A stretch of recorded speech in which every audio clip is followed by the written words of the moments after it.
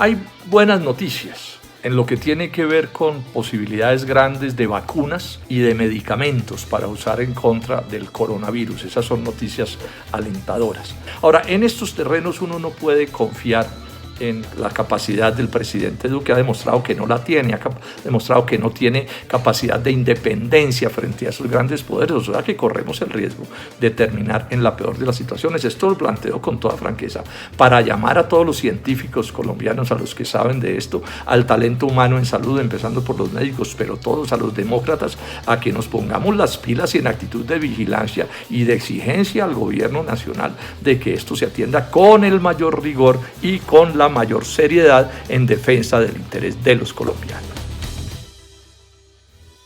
El artículo 140 de la Constitución Nacional autoriza al Congreso a reunirse en un recinto distinto del del Capitolio. Está en la Constitución Nacional. Y en Bogotá hay grandes instalaciones donde podríamos reunir el Congreso sin ningún problema, con todas las garantías de que no haya contagio ni problemas de ningún tipo. No puede ser que somos solo congresistas para las buenas, ¿no? O sea, para el sueldo alto, los carros, las camionetas, todas las cosas, pero sí se pueden arriesgar millones de colombianos que hoy están trabajando. Hoy hay millones de compatriotas sosteniendo a este país. Entonces nuestra posición es clara: cumplan con la Constitución y la ley, démosle ejemplo a este país, trabajemos como se debe trabajar y tomemos todas las medidas de bioseguridad que haya que tomar y que se pueden tomar para que esto no se convierta en un problema.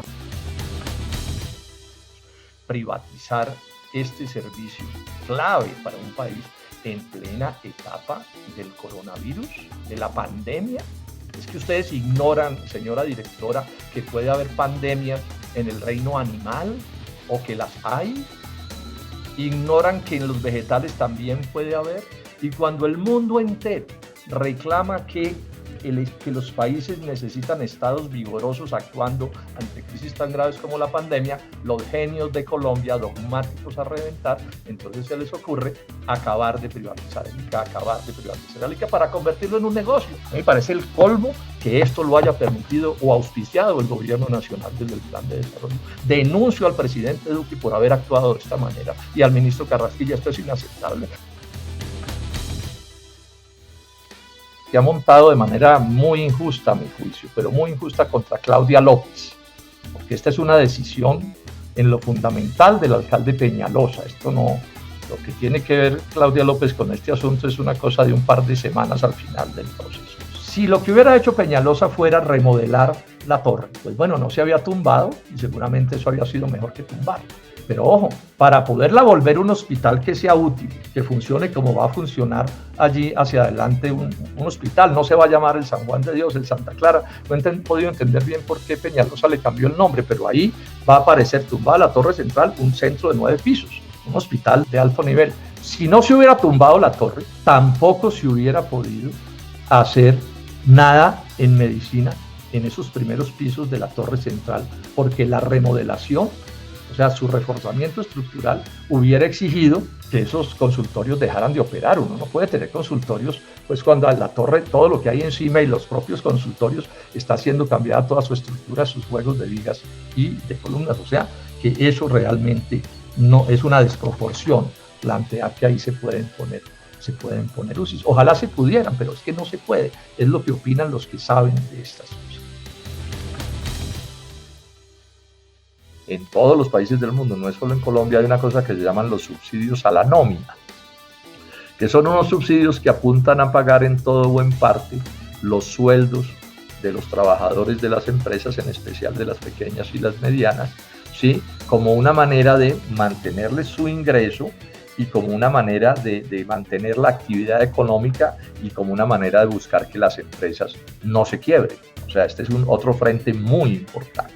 Pacto nacional. ¿Qué es pacto nacional? Que nos unamos todos los colombianos, sectores populares, urbanos y rurales, clases medias y la gente de las empresas, el empresariado que quiera ser parte de este proyecto. Nos pongamos de acuerdo en un proyecto de gana-gana. Eso se puede. Este país sí tiene arreglo, claro que tiene arreglo, y se hacen las cosas bien. Y hacer las cosas bien es hacer un país en el que el sol brille para todos. La primera persona que fue como ministro de la Comisión Quinta en la semana en que se posesionó Duque fue la ministra de Minas. Y ahí en las intervenciones y algo yo expliqué, dejé claro, lo demostré, que Carrasquilla estaba por privatizar Ecopetrol. O sea, estamos hablando 2 años antes de la pandemia. O sea, la pandemia la están utilizando es como un pretexto para hacer un negocio que quieren hacer desde hace mucho rato. Inclusive privatizar a una empresa como esa, que es una palanca importante para promover la producción y la generación de riqueza en Colombia, es un error garrafal desde el punto de vista de qué le sirve más al conjunto de la economía empresarial. Entonces, llamo a que nos pongamos de acuerdo también en esto, como en otros muchos temas, todos los colombianos, para que defendamos el verdadero progreso de Colombia.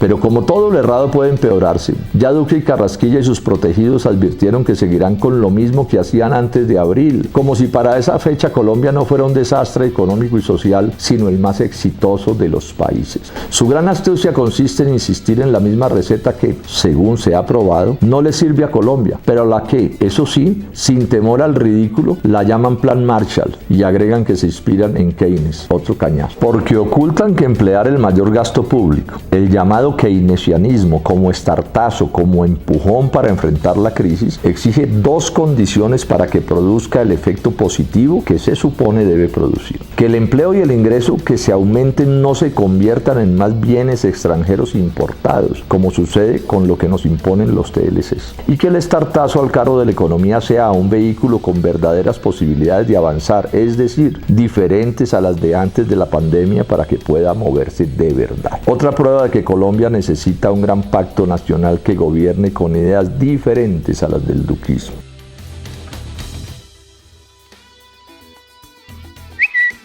Sabia preocupación la de las profesoras. Acuerdo secreto entre el gobierno de Duque y la transnacional Pfizer en un negocio enorme, lleno de incertidumbres, fácil de manipular y sobre la salud de los colombianos. Con el representante Jorge Gómez exigimos explicación a fondo.